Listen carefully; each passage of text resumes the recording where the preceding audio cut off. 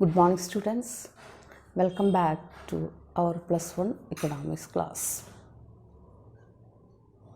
We discuss about what was the condition of agriculture during colonial period and what was the condition of industrial sector during that period. Today we are going to discuss about foreign trade during colonial period. The trade policies followed by colonial period adversely affected our foreign trade. In former times, we exports finished products to different parts of the world. But during colonial period, we became an exporter of raw materials like raw jute, silk, woolen, etc. And we became an importer of finished products. We import finished goods like clothes, silk clothes, cotton clothes, etc., which is produced by using our raw materials in Britain. The Britishers ensured that half of India's foreign trade is with Britain and rest of our trade is with the countries like China, Ceylon, Persia, etc. Their only aim was the development of Britain, so they did nothing to improve the trade relationship of India with other countries. As a result of the colonial foreign trade policies, our exports increases. There arise an export surplus, but this export surplus is used for the benefit of British government. This export surplus created food shortage in India and shortages in other items also. These export surpluses are used for financing British expenditure in India and including war expenses. India became an exporter of primary products and importer of finished goods. India ബ്രിട്ടീഷുകാരുടെ വ്യാപാര നയത്തിൻ്റെ ഫലമായി ഒരു അസംസ്കൃത വസ്തുക്കൾ കയറ്റി അയക്കുന്ന ഒരു രാജ്യമായി മാറി. പകുതിയിലധികവും വാണിജ്യ ബന്ധവും പകുതിയിലധികവും വ്യാപാരവും ഇന്ത്യക്ക് ബ്രിട്ടനുമായിട്ടായിരുന്നു. മറ്റു ചില രാജ്യങ്ങളായിട്ട് ഇന്ത്യക്ക് ചെറിയ തോതിൽ വ്യാപാര ബന്ധമുണ്ടായിരുന്നു. ചൈന, സിലോൺ, അതുപോലെ തന്നെ പേർഷ്യ എന്നീ രാജ്യങ്ങളുമായിട്ട് ഇന്ത്യക്ക് വാണിജ്യബന്ധം ഉണ്ടായിരുന്നു. ഇതാണ് ബ്രിട്ടീഷുകാരുടെ സമയത്ത് ഇന്ത്യയുടെ വിദേശ വ്യാപാര നയം. India became an exporter of raw materials and importer of finished products. A huge export surplus is created during this period, but this export surplus is used for the well-being and benefit of the British rule, not for the well-being of our country. India became an exporter of primary products and importer of finished products. Next, we can discuss about theory of demographic transition. Theory of demography എന്ന് പറഞ്ഞാൽ ജനസംഖ്യാശാസ്ത്രം. അപ്പോൾ ഇവിടെ നമ്മൾ discuss ചെയ്യുന്നത് ഇന്ത്യയുടെ demographic condition എന്തായിരുന്നു? ബ്രിട്ടീഷുകാർ ഇവിടെ വരുമ്പോൾ നമ്മുടെ ഡെമോഗ്രാഫിക് കണ്ടീഷൻ എന്തായിരുന്നു എന്നാണ് ജനന മരണ നിരക്കുകൾ, അതിനെക്കുറിച്ചൊക്കെയുള്ള ഒരു പഠനമാണ് ഇവിടെ നടത്തുന്നത്. This theory was put forward by Frank Notestein. Frank Notenstein explained how economic growth related to growth of population. How economic growth and development of a country related to the growth of population. എങ്ങനെയാണ് സാമ്പത്തിക വളർച്ച ഒരു രാജ്യത്തിൻ്റെ ജനസംഖ്യാ വളർച്ചയെ സഹായിക്കുന്നത്? അതാണ് theory of demographic transition എന്ന തിയറിയിൽ ഫ്രാങ്ക് നോട്ടസ്റ്റൈൻ എക്സ്പ്ലെയിൻ ചെയ്യുന്നത്. According to this theory, a country passes through 3 stages in the economic development process. According to this theory, every country's population passes through 3 stages. ഈ theory പറയുന്നത് ഓരോ രാജ്യത്തിൻ്റെയും ജനസംഖ്യ 3 സ്റ്റേജിൽ കൂടി കടന്നു പോകുന്നു. അതിൻ്റെ ഡെവലപ്മെൻറ്റുമായിട്ട് ബന്ധപ്പെട്ടിട്ടുള്ള 3 സ്റ്റേജിൽ കൂടിയാണ് ജനസംഖ്യാ വളർച്ച കടന്നു പോകുന്നത്. The first stage is an underdeveloped stage. The birth rate and death rate is very high during this stage. The first stage is known as an underdeveloped stage. During this period, both birth rate and death rate is very high. And in the second stage, the country enters into a developing stage. The economy became a developing economy. During the first stage, the economy is an underdeveloped country, underdeveloped stage. During that stage, both birth rate and death rate is very high. When the country or when the economy enters into the second stage,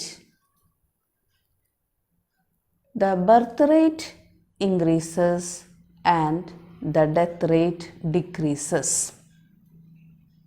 Now the economy is in a developing stage. രണ്ടാമത്തെ സ്റ്റേജിലേക്ക് വരുമ്പോൾ ആ economy ഒരു വികസ്വര രാജ്യമായി മാറുന്നു. വികസ്വര രാജ്യം, വികസിച്ചു കൊണ്ടിരിക്കുന്ന രാജ്യം. ഡെവലപ്ഡ് ആയിട്ടില്ല, മുഴുവനായിട്ടും വികസിച്ച് കഴിഞ്ഞിട്ടില്ല, പക്ഷേ വികസിച്ചു കൊണ്ടിരിക്കുന്ന ഡെവലപ്പിംഗ് സ്റ്റേജാണ് സെക്കൻഡ് സ്റ്റേജിൽ. അവിടെ ബർത്ത് റേറ്റ് കൂടുതലായിരിക്കും, ഡെത്ത് റേറ്റ് കുറവായിരിക്കും. സെക്കൻഡ് സ്റ്റേജിലെത്തുമ്പോൾ ജനന നിരക്ക് പഴയതുപോലെ തന്നെ കൂടുതലായിട്ടുണ്ട്, പക്ഷേ മരണനിരക്ക് കുറഞ്ഞു വരുന്ന സിറ്റുവേഷനാണ്. മരണസംഖ്യ കുറയുന്നു, ജനനസംഖ്യ കൂടിക്കൊണ്ടിരിക്കുന്നു. Till 1921, India entered into the second stage of demographic transition. 1921 വരെ ഇന്ത്യയുടെ അവസ്ഥ ഇതായിരുന്നു. 1921 ശേഷം ഇന്ത്യ രണ്ടാം ഭാഗത്തിലേക്ക് അല്ലെങ്കിൽ രണ്ടാം സ്റ്റേജിലേക്ക് കടന്നു. The second stage of demographic transition. Frank Notestein 3 stages ആണ് പോപ്പുലേഷൻ ഗ്രോത്ത് റേറ്റും ഇക്കണോമിക് ഡെവലപ്മെൻറ്റുമായി ബന്ധപ്പെടുത്തി പറഞ്ഞത്. First stage is a stage of underdeveloped country. First സ്റ്റേജിലായിരിക്കുമ്പോൾ രാജ്യം വളരെയധികം അവികസിതമായ ഒരു അവസ്ഥയിലായിരിക്കും. കൃഷിയായിരിക്കും അവിടുത്തെ ജനങ്ങളുടെ പ്രധാന ഉപജീവന മാർഗം. സെക്കൻഡ് സ്റ്റേജിൽ ബർത്ത് റേറ്റ് ജനനനിരക്ക് കൂടുതലാണ്, മരണനിരക്ക് കുറവാണ്. ഈ സമയമാണ് ഏറ്റവും അപകടകരമായ അവസ്ഥ. രാജ്യത്തിൻ്റെ ദേശീയ വരുമാനം കൂടുന്നു, പക്ഷേ പെർ ക്യാപിറ്റ ഇൻകത്തിൽ യാതൊരു വ്യത്യാസവും ഉണ്ടാകുന്നില്ല.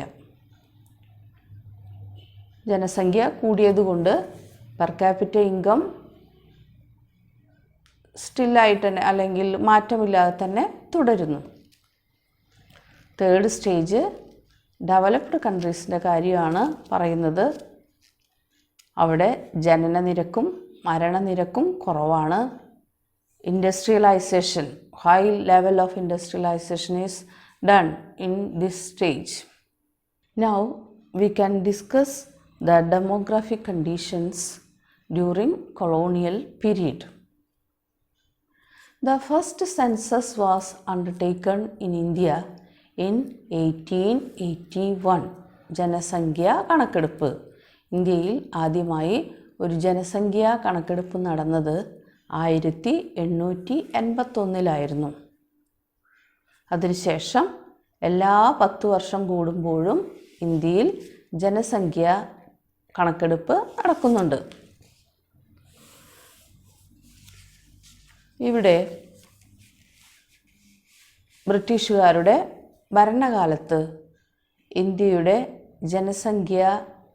ഇന്ത്യൻ ജനസംഖ്യയുടെ പ്രത്യേകതകൾ എന്തൊക്കെയായിരുന്നു? ഇവിടുത്തെ ലൈഫ് എക്സ്പെക്റ്റൻസി എത്രയായിരുന്നു, മോർട്ടാലിറ്റി റേറ്റ് എത്രയായിരുന്നു, ലിറ്ററസി റേറ്റ് എത്രയായിരുന്നു എന്നുള്ളത് നമുക്കൊന്ന് പരിശോധിക്കാം. Important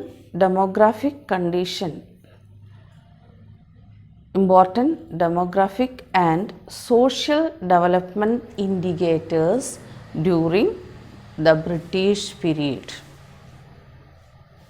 Very low literacy level, 16% in British period. Today 17.2%. Very low literacy level. ബ്രിട്ടീഷുകാരുടെ സമയത്ത് ഇന്ത്യയുടെ സാക്ഷരതാ നിരക്ക് വെറും 16% മാത്രമായിരുന്നു. ഇന്നത് 71.2%. Very low female literacy 7% during British period. Today 60.6%. ബ്രിട്ടീഷുകാരുടെ കാലത്ത് ഇവിടുത്തെ സ്ത്രീകളുടെ സാക്ഷരതാ നിരക്ക് 100 സ്ത്രീകളുണ്ടെങ്കിൽ അതിൽ 7 പേർക്ക് മാത്രമാണ് എഴുതാനും വായിക്കാനും അന്ന് അറിഞ്ഞിരുന്നുള്ളൂ. ഇന്ന് അത് 61% അടുത്തുണ്ട്. Public health facilities unavailable to the people. ബ്രിട്ടീഷുകാരുടെ കാലത്ത് പബ്ലിക് ഹെൽത്ത് ഫെസിലിറ്റീസ് പാവപ്പെട്ട ജനങ്ങൾക്ക് അതുപോലെ പൊതുജനങ്ങൾക്കുള്ള ആരോഗ്യ സംരക്ഷണത്തിനായിട്ടുള്ള കേന്ദ്രങ്ങൾ വളരെ കുറവായിരുന്നു. Inadequate public health facilities created wide spread diseases. ആരോഗ്യ മേഖലയുടെ വളർച്ച വളരെ കുറവായിരുന്നു. ആവശ്യത്തിന് ആശുപത്രികളോ ഡോക്ടേഴ്സോ അതുപോലെ മറ്റു സംവിധാനങ്ങളോ അന്നുണ്ടായിരുന്നില്ല. അതുകൊണ്ട് പലതരം പകർച്ചവ്യാധികളും അന്നുണ്ടായി.